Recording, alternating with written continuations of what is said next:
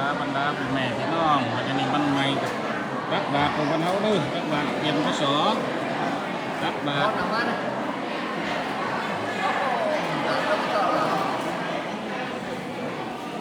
นี่เหรอหัวมันแปลไหมฮะมาเอาหนึ่งมาไม่ต่อปะ นี่กับฝา มา น้ำสวยๆกันนะ แล้วก็ตอนนี้เหตุการณ์ตามสายตามแกนตามซองต่อได้นะพี่นี่นะมาเช็คไปเลย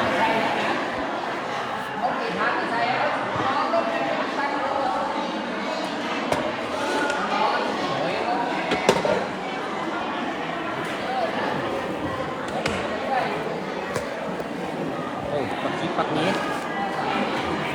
สดกันเนี่ย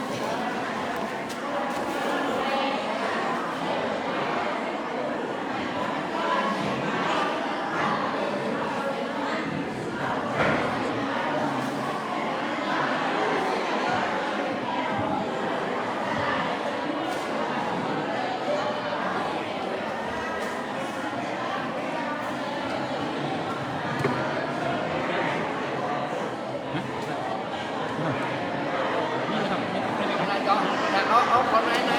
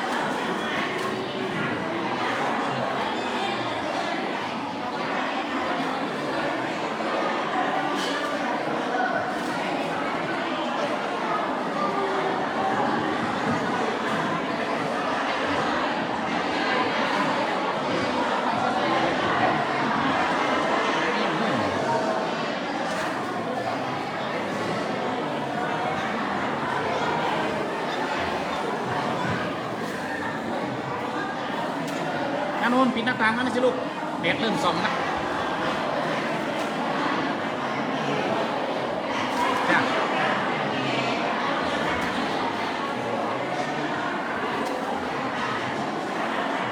มักไหม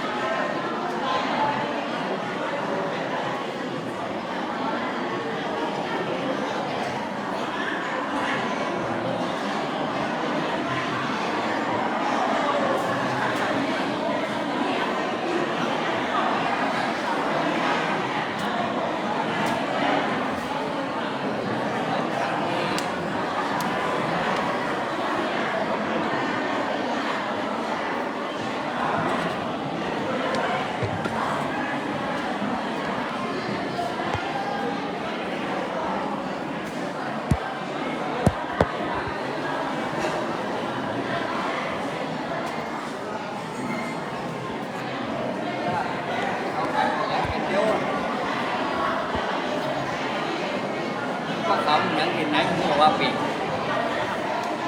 ถ้าดูดีไงแต่ว่าต้องแกน lu mung jika apa gua nih masa mana kan punya kan มันมีแกนเดียวยังใหญ่ๆไหม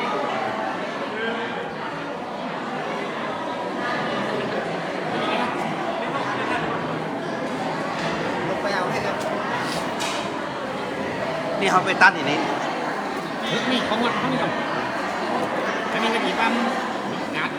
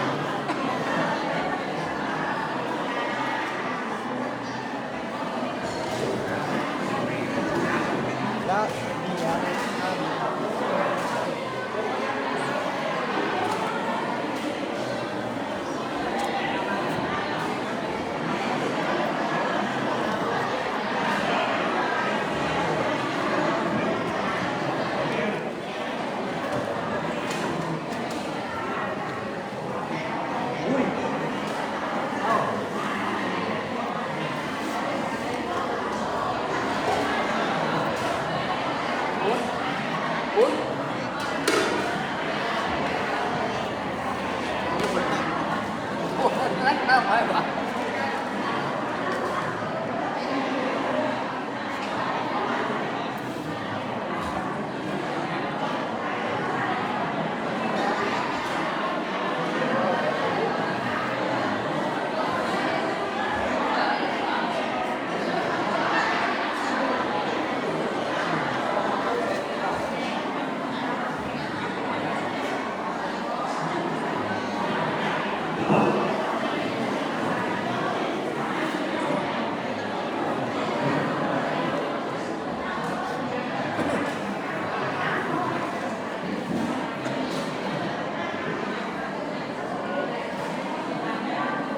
Đây.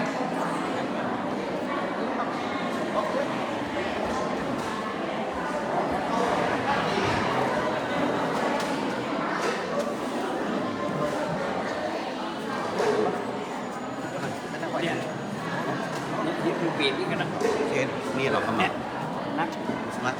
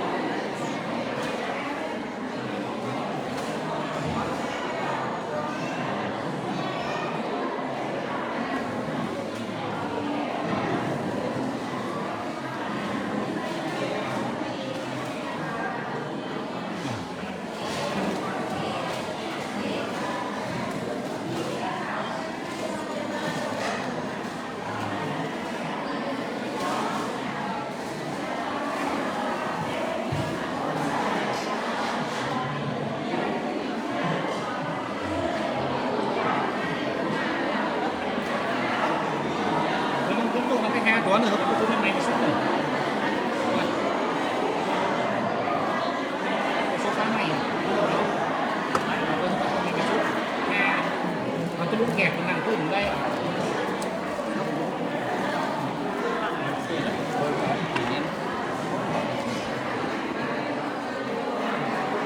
เอาแหวนลุงไหม Chắc chắc.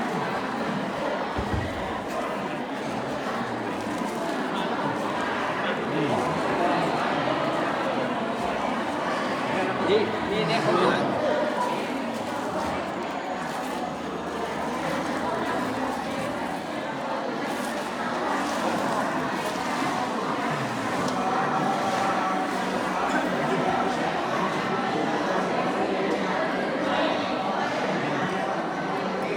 โยกเอาพระคุณเด้อพระมือเด้อ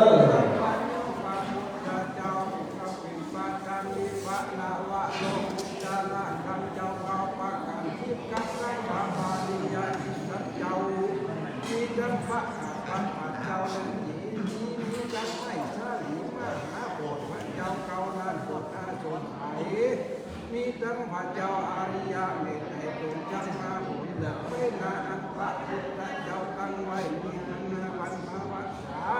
อันมีในฐานะตัดตินี้เป็นเจ้าเป็นพระธรรมมีในสักกาละจุภูติตั้งกาติจันพระจันพรมจันพุทธจันนาบัดนี้เขามีอนตามนะเพื่อว่าเขาเป็นที่บาทมาถวายเป็นด้านแก่องค์สลีสัพปัญญูบาพุทธเจ้า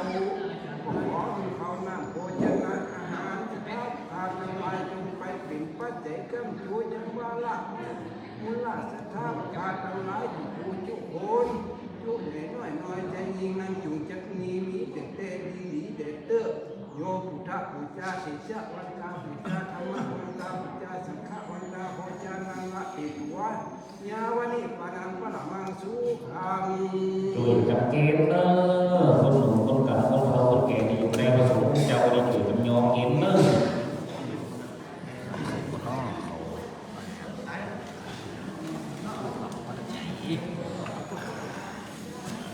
อันนี้นี่ก็เขา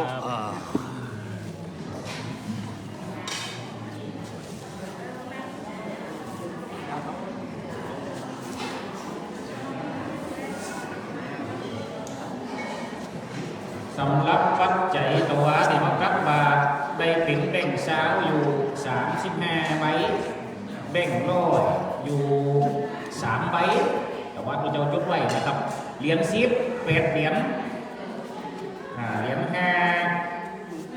ญ5กับ8นะครับแต่ว่านะเหรียญบาทตกอยู่5เหรียญตัวเจ้าก็เลยเอาไปซื้อศาสตร์เด้อเนี่ยที่มาไล่ยุดดำวางเสาเนี่ยนะครับซื้อศาสตร์เบิ้งมันมีด้วยกัน2เบิ้งแบบพื้นหนึ่งมี2เบิ้งแหกกึ่งนะครับแหกกึ่งผืนละ3ผืนละ350แต่ว่านะครับเอามาใส่อย่างว่ากันว่าจะเป็นจะสวดมนต์ไปคืนมันจะยินปุ่นนี่แหละนะครับอันนี้มานั่งวางเสา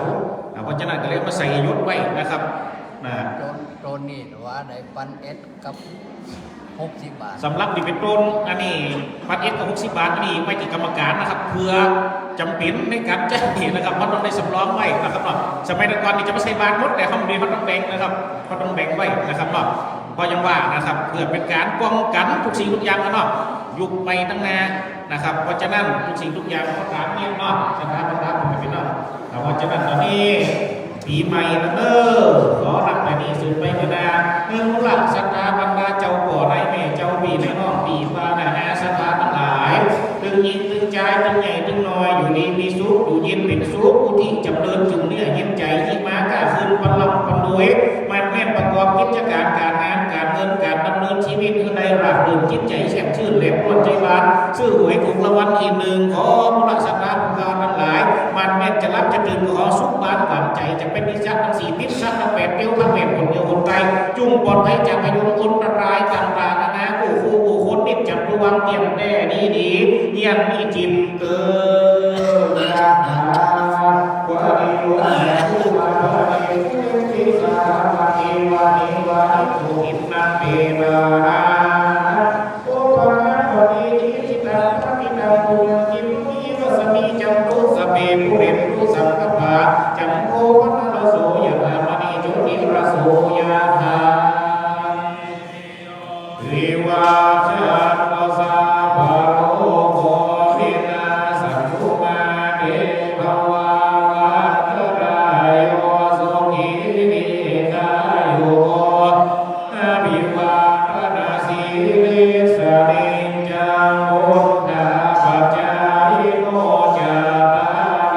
ธรรมานันเตอายุวันโนสุขังภาลังส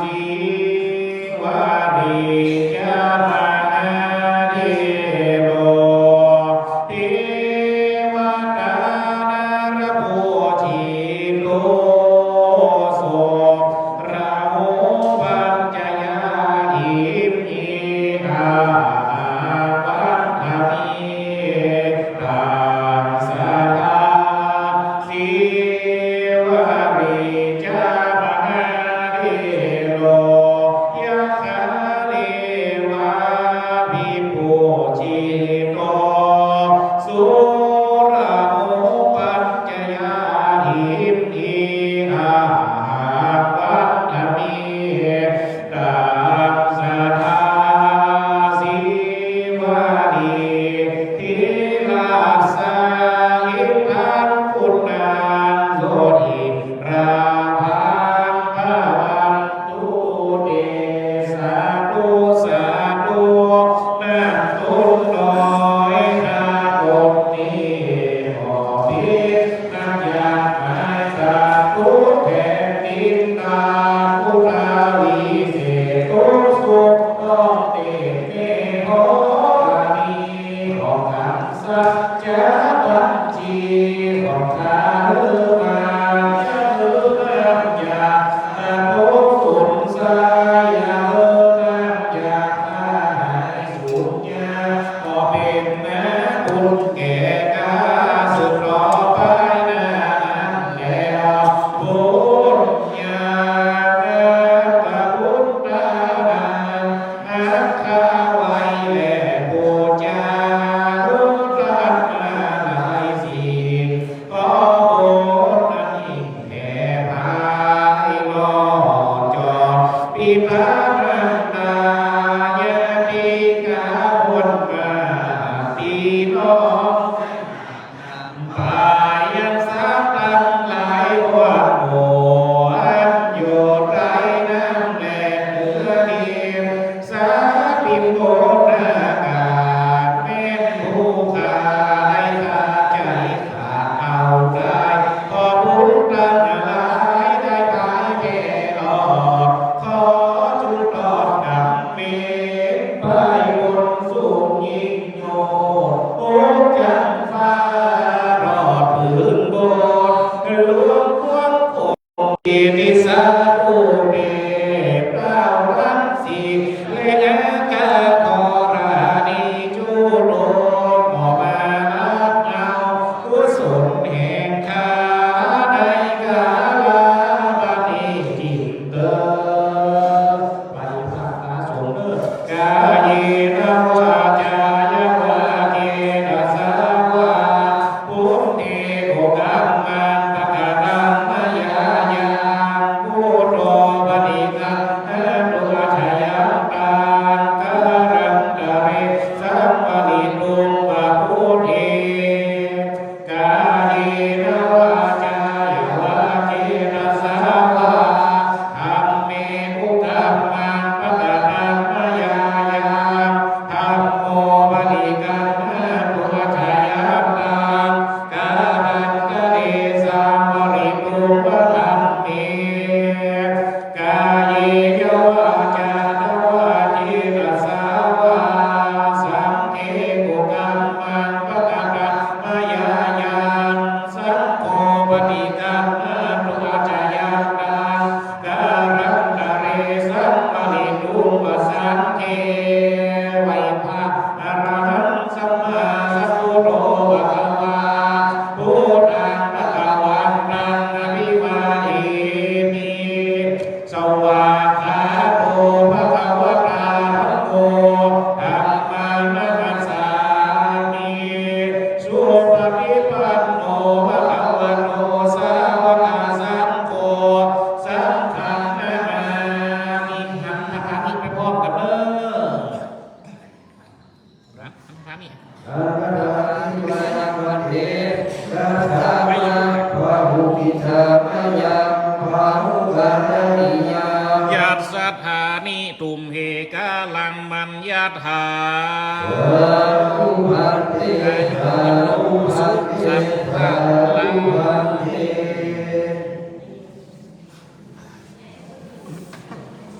ให้น้องเขาเตรียมมาเลยเดี๋ยวจะเตรียมมาหลักนี้น้องเขานี้ครับ